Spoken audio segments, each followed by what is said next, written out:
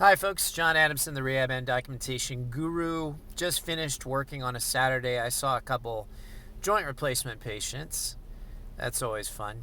Anyway, I have a little safety story to tell you. So we call them safety stories at work, where we picked up on something that was potentially very dangerous to the patient, specifically something that might have caused them to go to the hospital, or where we sent them to the hospital for a potential life-threatening issue that, if we hadn't shown up, probably would not have been detected.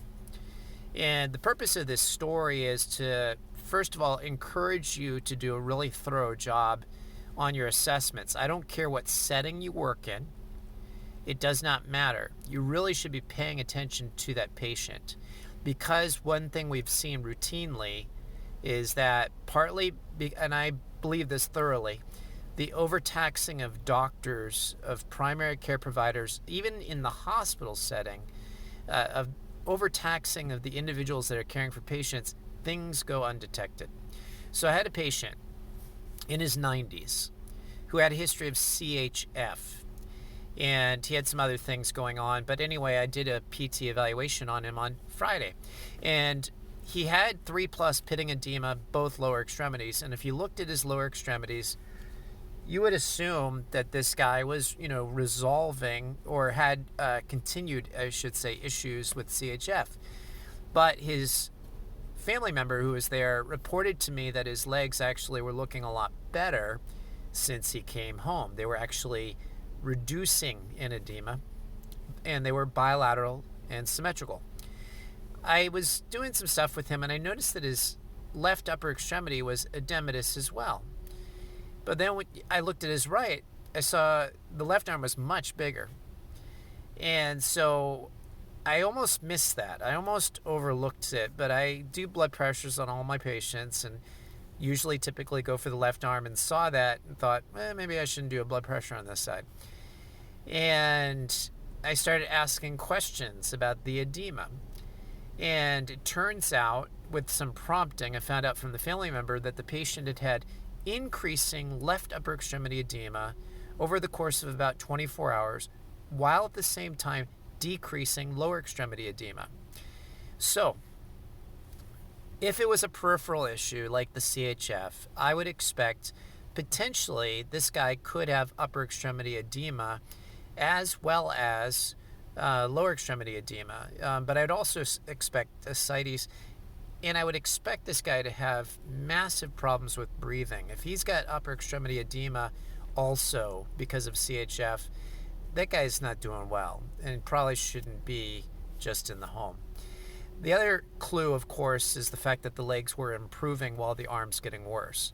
So this is obviously not systemic, likely not systemic.